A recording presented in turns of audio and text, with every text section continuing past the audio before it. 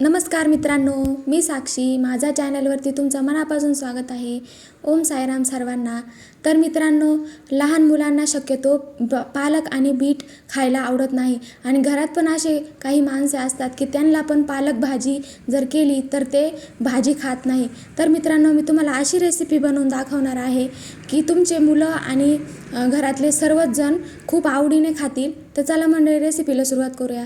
सर्वात आधी फ्रेश पालकाची भाजी आणायची आहे, ताजी ताजी. त्यानंतर तिचे सर्व पाने काढून घ्यायचे आहे आणि कढईमध्ये त्याला वाफळून घ्यायचे आहे.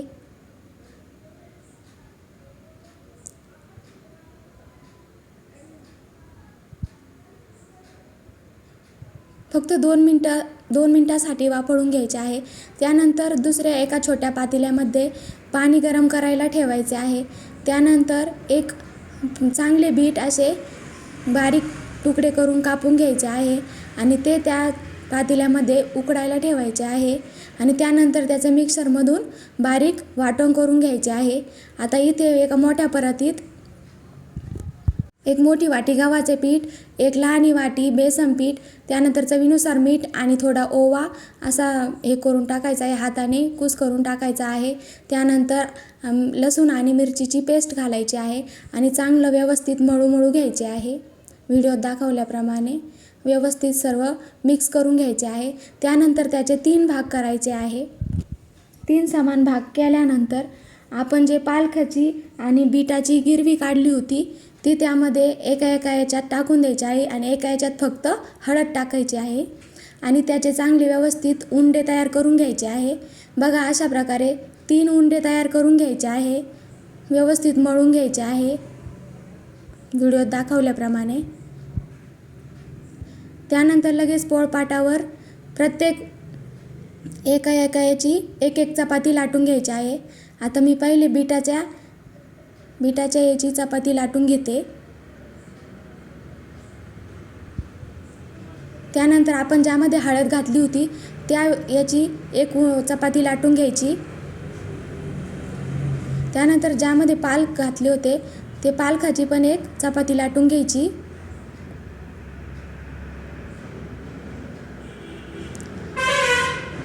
त्यानंतर हळदीची चपाती घ्यायची, त्यावर पालकाची चपाती ठेवायची, त्यानंतर बीटाची चपाती ठेवायची.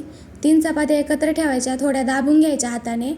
त्यानंतर त्याचा असा गोल गोल रोल करून घ्यायचा आणि व्यवस्थित तो दाबून घ्यायचा अशा प्रकारे.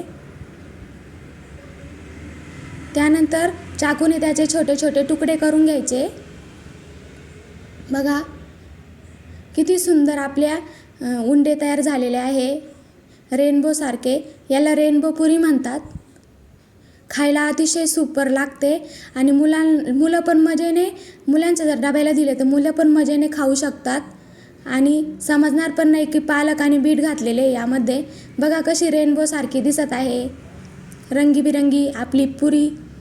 त्यानंतर सर्व पुऱ्या अशा प्रकारे लाटून घ्यायच्या. तोपर्यंत कढईमध्ये तेल गरम करायला ठेवायचे. बघा, आपल्या सर्व पुऱ्या लाटून झाल्या आहे. किती सुंदर कलर दिसत आहे. कोणी म्हणणार पण नाही कारण बीट आणि पालक यामध्ये घातले आहे. चवीला पण अतिशय छान लागतात. त्यानंतर सर्व पुऱ्या खरपूस भाजून घ्यायच्या आहे. लो टू मीडियम फ्लेमवर सर्व पुऱ्या भाजून घेतल्या, तळून घेतल्या. बघा, आपली रेनबो पुरी तयार झाली आहे. तर कशी वाटली मंडळी रेसिपी तुम्हाला? आहे ना खरंच सुपर. तर तुम्ही घरी नक्की ट्राय करा, मुलांच्या डब्याला पण द्या. रेसिपी पण खूप सोपी आहे, 10 ते 15 मिनटात तयार होत्या पुऱ्या. तर रेसिपी आवडली असेल तर लाईक करा. ओम साईराम.